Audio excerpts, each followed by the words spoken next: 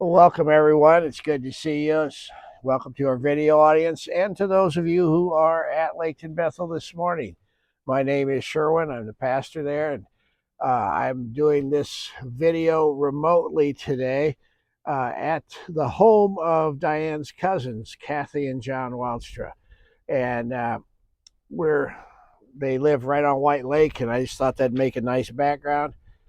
We're going to, by the time you all are hearing this, we'll be done with Diane's 50th class reunion and on our way back to Muskegon. But that's why the reason for this. And I just wanted to let you all know it's not quite as exciting maybe as the Mackinac Bridge, but hey, it's a good place. So welcome, everyone. Now, today, the Bible lesson, is going to be based on some of the teachings from the Gospels, but not popular ones. It's a little bit of a scary Bible lesson today, but I know you all can handle it.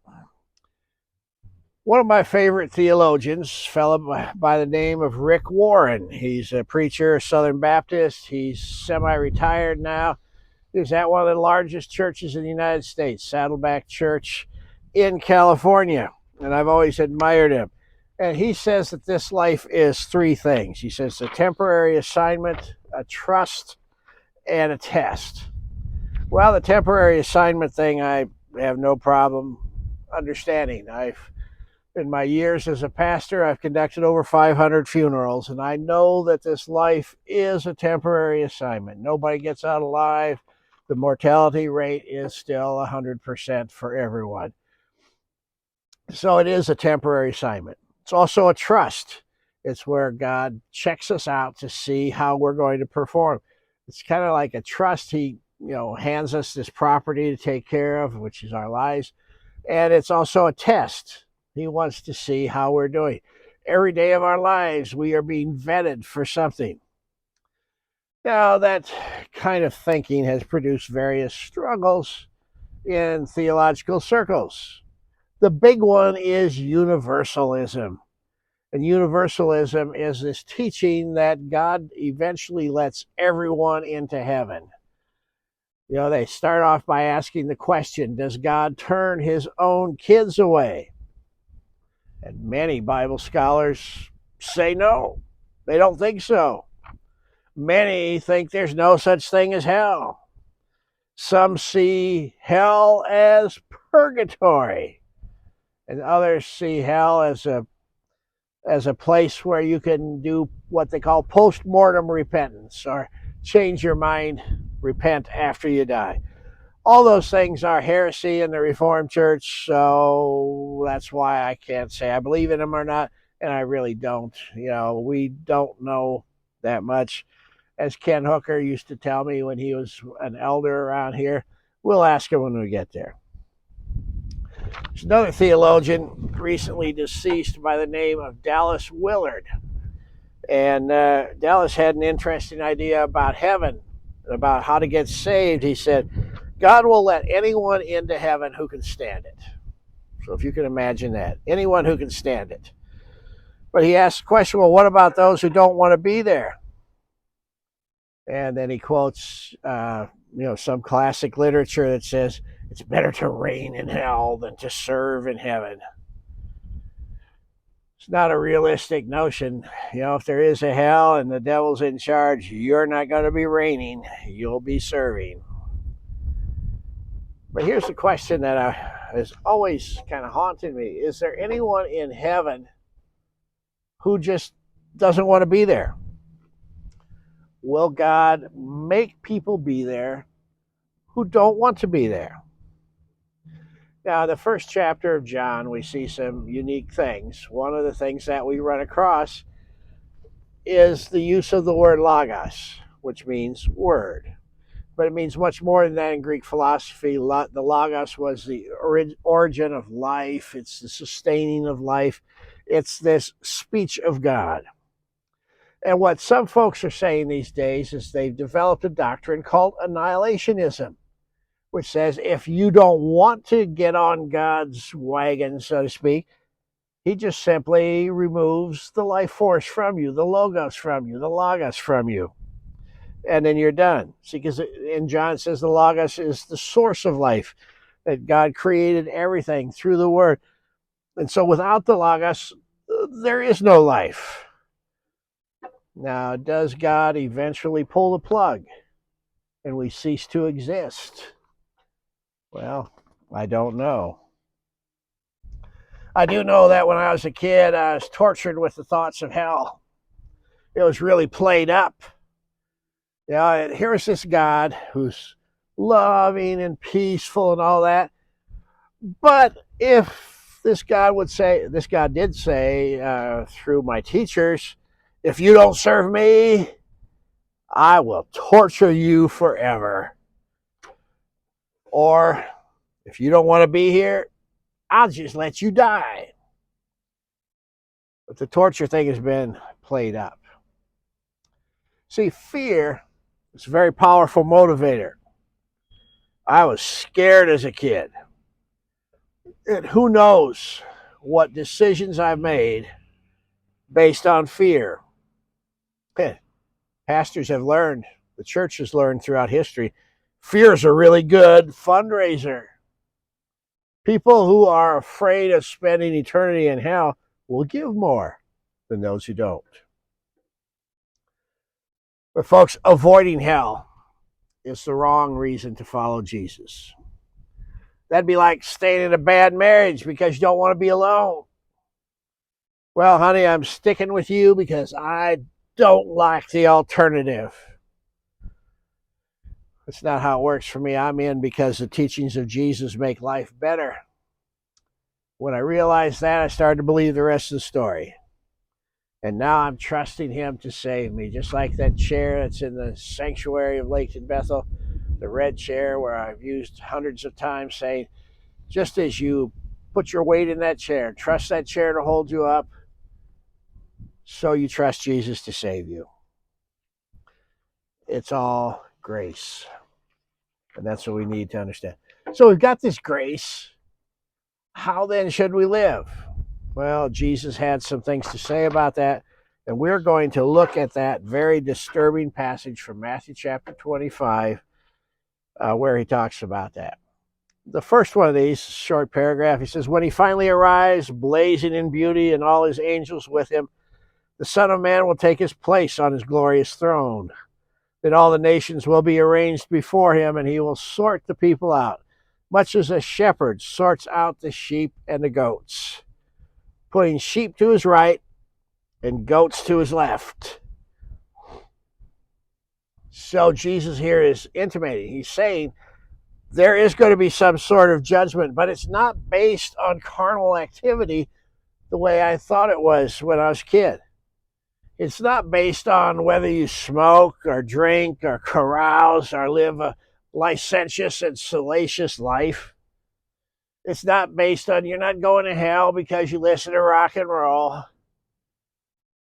Now, he goes into detail about what it's really based on. He says, then the king will say to those on his right, to the sheep, enter, you who are blessed by my Father. Take what's coming to you in his kingdom.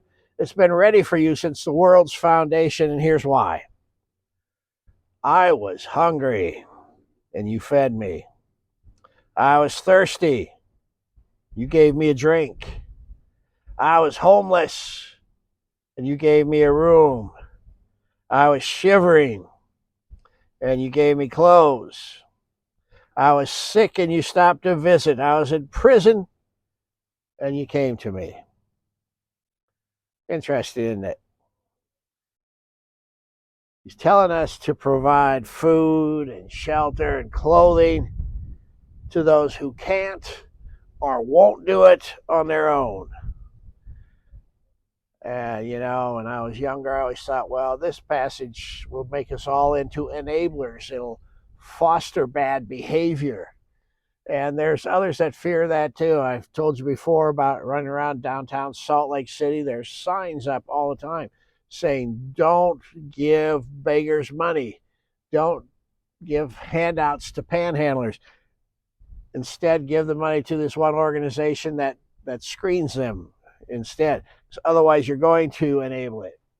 I have a buddy who says to me all the time, you can help these people, but you're never going to stop what they're going through because the mother of stupidity is always pregnant. He kind of likes to say that. Now, Jesus goes on with this story. And it's just a story. He says, then those sheep are going to say, Master, what are you talking about? When did we ever see you hungry and feed you? Thirsty and give you a drink? And when did we ever see you sick or in prison and come to you? Then the king will say, I'm telling the solemn truth. Whenever you did one of these things to someone overlooked or ignored, that was me. You did it to me. So you see his point here. When we take care of those who can't or won't take care of themselves, we're actually taking care of him. And all of us have different gifts.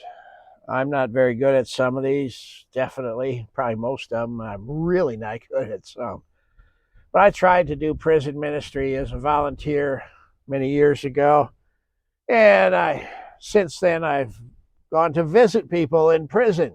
It's part of my duties as a pastor. And I always ask them why they did what they did to get in there. The vast majority of people in prison, if you believe their story, they're innocent. They're just victims of circumstance. But I'll ask them stuff, like, well, why did you sell weed to junior high kids? Or why did you solicit as a prostitute? Why did you rob a convenience store? And one time I was talking to a fellow who was in prison for armed robbery. He had walked into a convenience store in Muskegon Heights with a shotgun and pointed it at the gal who was working behind the register and robbed her. He said, now, why on earth would you do that? If that was my daughter working there, this visit would take on a whole different kind of tenure. You don't get to put a shotgun in my daughter's face. But you did it there. Why? And I have to admit, I did not have kind thoughts about this guy. And he'll probably do it again.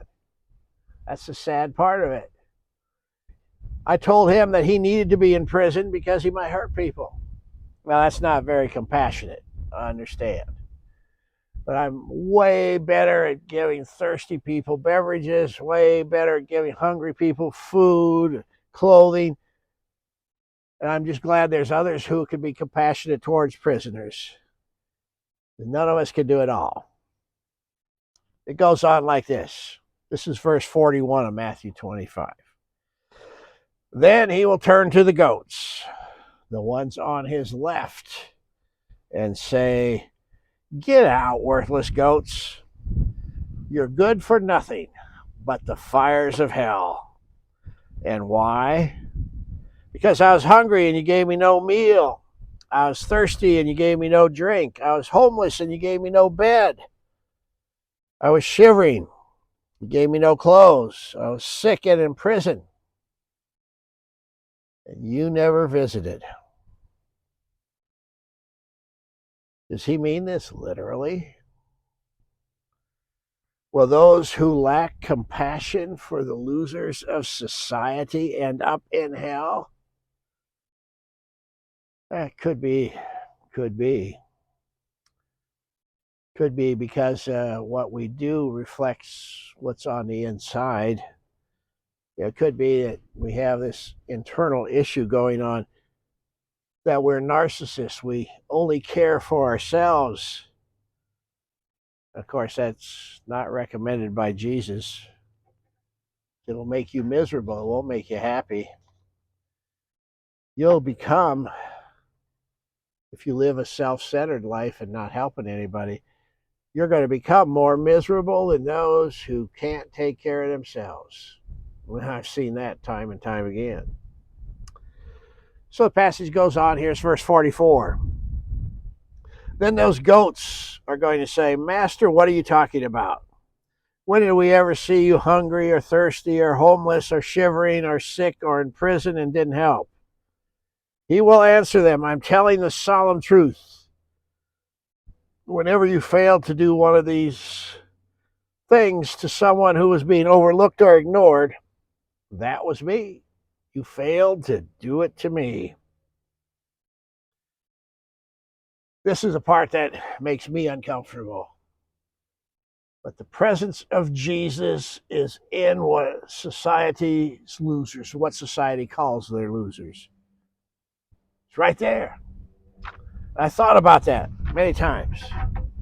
When I was in seminary, there's a fella there who had severe hearing loss. He had hearing aids. He lived in seminary housing. He had a dog, which was forbidden, but he smuggled that dog in there.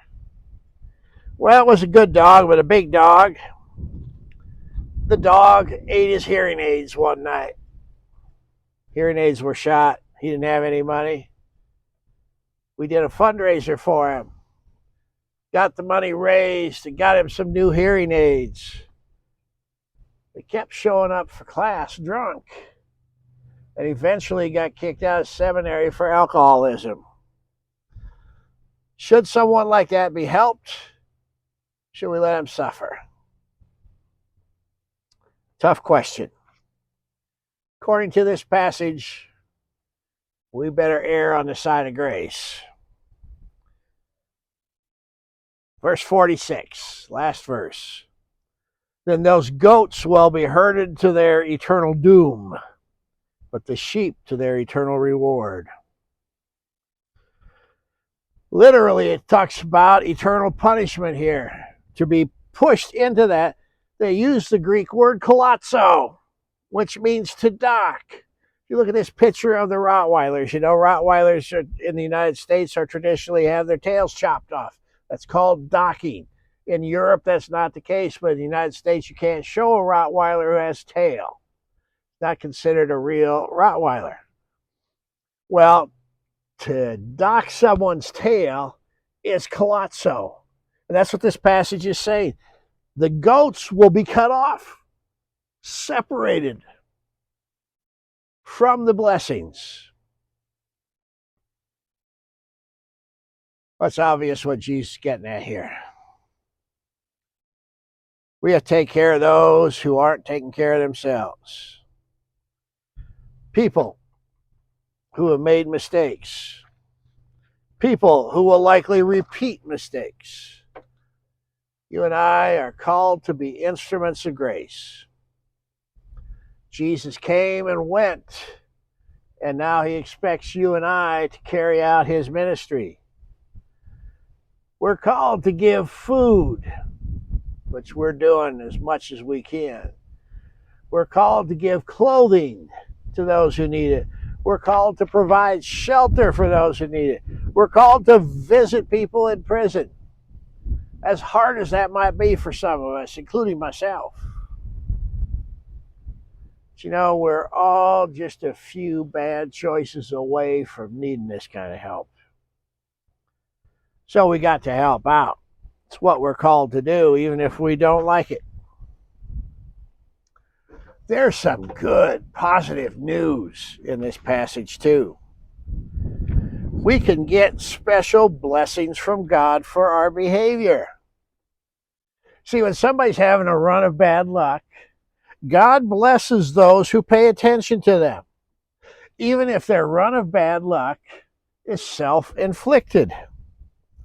God blesses us when we help them get through what they're going through. So why would we not want to get that blessing?